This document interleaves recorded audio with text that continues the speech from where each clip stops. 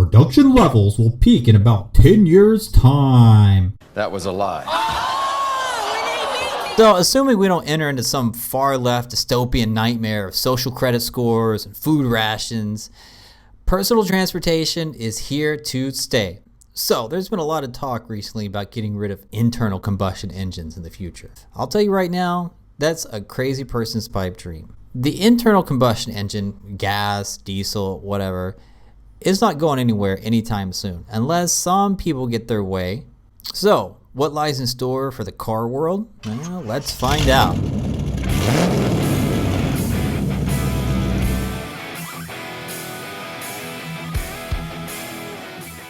Despite what the New York City talking heads and the LA types say, most people can afford some new or even used electric cars and won't be able to for a while. There are plenty of people here in America that still live paycheck to paycheck.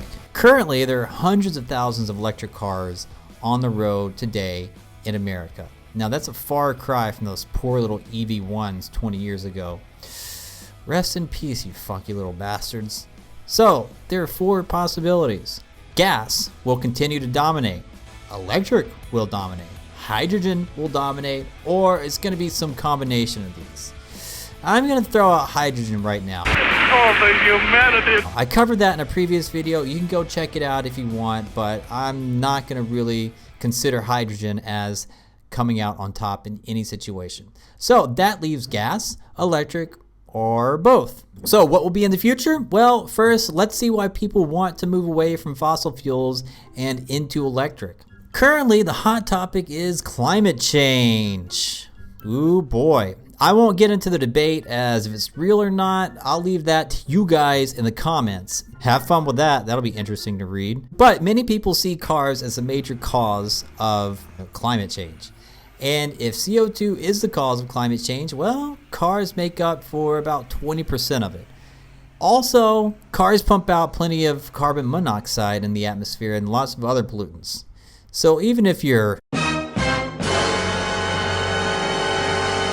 a climate change denier, you have to admit cars don't help clean air. So, will electric cars be your savior?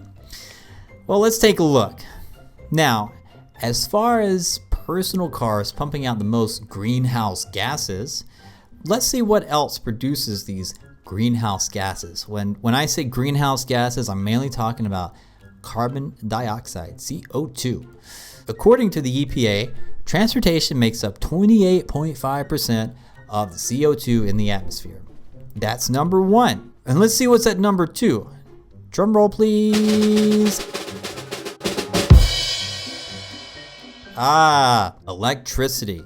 So at number two, electricity production produces 28.4% of the CO2 in the atmosphere. So basically, if we move from gas to electric cars, the source of the CO2 in the atmosphere is just going to shift. It may come as a surprise to many people that electricity just doesn't appear from those little holes in your wall. The best way to make it is to burn stuff. Where do you think the electricity that goes into electric cars comes from? Yeah, it comes from burning stuff. You burn stuff in your car, you burn stuff at the power plant, and you plug in your car.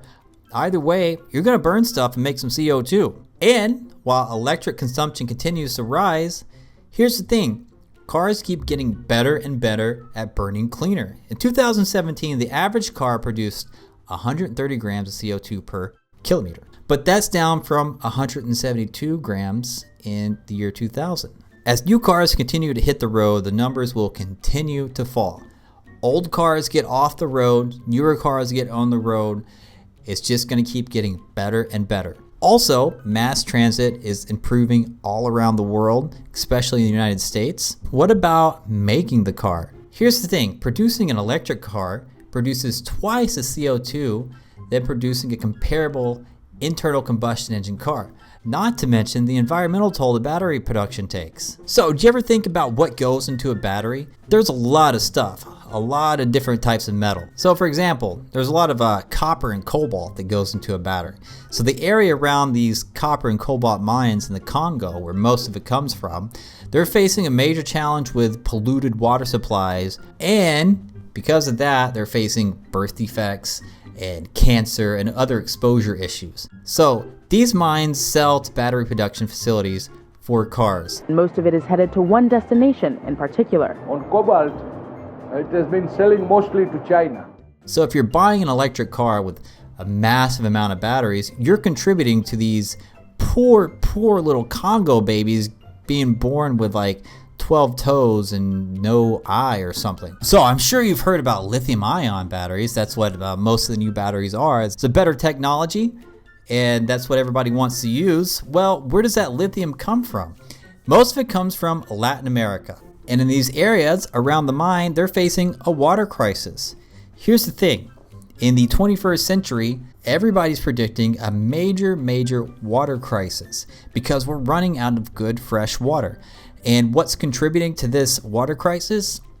Yeah, lithium production. So what happens is these miners pump in millions and millions of gallons of water to the desert where they extract the lithium, and they pump it into the ground, and the sludge comes up, and then they dry it out and scrape off the lithium. And the water that's left over is completely contaminated, and it's mostly unusable. And not only that, and they're taking the fresh water away from people who can use it for, drinking and agriculture. So not only are they using up 60% of the region's water, they're leaving behind this toxic sludge in a once pristine, untouched region. Take that, environmentalists. All of this is really just the tip of the iceberg. So electric cars aren't some environmental godsend, but we have to make the switch, right? We're running out of oil, right? What are we gonna do? Panic. Oh no, help us. So next is oil consumption. Some argue that it's simply not sustainable to keep running on fossil fuels because we're running out. Back in 2002, this guy named Paul Ehrlich, whatever. This guy named Paul, he predicted we'd run out of oil by 2030. But he's also the guy who said we'd all starve to death in the 70s because of overpopulation. So this guy is full of shit. But people have been predicting the end of oil for a while. Obviously, every prediction in the past has been wrong about running out of oil. And look at this graph of oil production by year. It keeps going up year by year. And the US is now #1 in oil production. Did you see that one coming 20, 30 years ago? I think the average person underestimates just how much damn oil is under our feet. Think about the millions of years worth of plants and animals piling up. There's a lot of oil, and we keep finding new and better ways of getting it out. Aside from that, we have massive reserves of oil. 20 years ago, they were saying 2050. Now they're saying 2060, 2080. Sometimes they're even saying 2300. Check out this old article I found out from CNN. It was written way back in 2003. It says, production levels will peak in about 10 years' time. That was a lie. At that point, prices for petrol and other fuels will reach disastrous levels. Facing a very critical situation globally. Yeah, of course it happened. I think this is a reflection of how, Oh my God. The decline of oil and gas will affect the world population more than climate change.